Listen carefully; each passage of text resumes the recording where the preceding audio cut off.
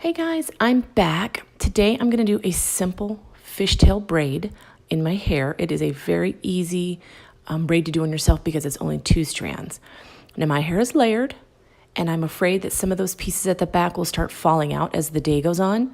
So I have a little trick where I take the sides and a tiny section of the nape and I rubber band them together. That way, there's no chance of any of that hair slipping out and being very messy by the middle or the end of the day. And I kind of loosen it up a bit just because that's my taste. Next, I'm going to pull a few tendrils out. Again, that's just to taste. I just happen to like a little bit more of a messy effect. Now it's time to start the braid itself, which is so simple. You're going to section your hair off in 2 parts.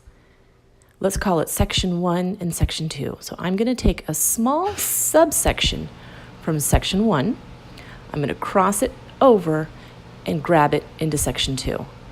Now don't be afraid to let section 1 drop because you'll need 2 hands to do this. So again, I'm taking a subsection from section 2, crisscrossing it over into section 1. Do you see how I made an X?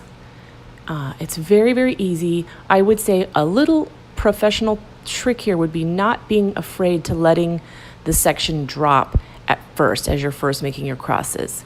And after you get a little bit of tension, it's a little easier. See how I dropped section 2 to get that subsection? That's okay because it's only 2 parts. They're not going to get tangled together. So now I have 2 X's. I'm taking a subsection from section 1, crossing it over, taking a subsection from section 2 and crossing it to section 1.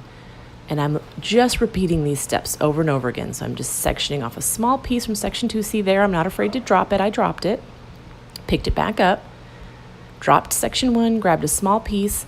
Generally, you want those subsections to come from the back, and you want to put it in the second section kind of more at the front. Do you see how I'm doing that? I'm almost pulling it from the back and drawing it around the section and into my other hand. That will give you a little bit more interest in the braid. If you pull from the back, you'll get a little bit more detail.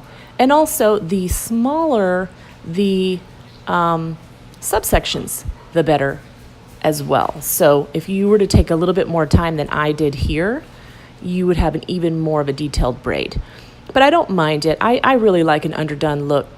So for me, I didn't really want to take a bunch of tiny sections, but certainly that is beautiful as well. It's a beautiful look. This is such a beautiful braid, and as you can see, it's so simple. I'm coming close to the end of the braid now, and when I do, I will be sure to stretch it out, and I call that technique pancaking. So when I get to the end, I'm going to hold it with my hand, and I'm going to start pinching and pulling just to make the braid even more underdone. If you're afraid of the braid not holding tight, I would not do this step because it will make the braid a little bit looser. But see how it just really, in a way, enhances the texture of the braid when you do that final step? I actually really like that final step. That's when I think the braid really comes together. And literally, that's it. Thank you so much for watching, and I hope you enjoyed, and I hope you learned something. Bye!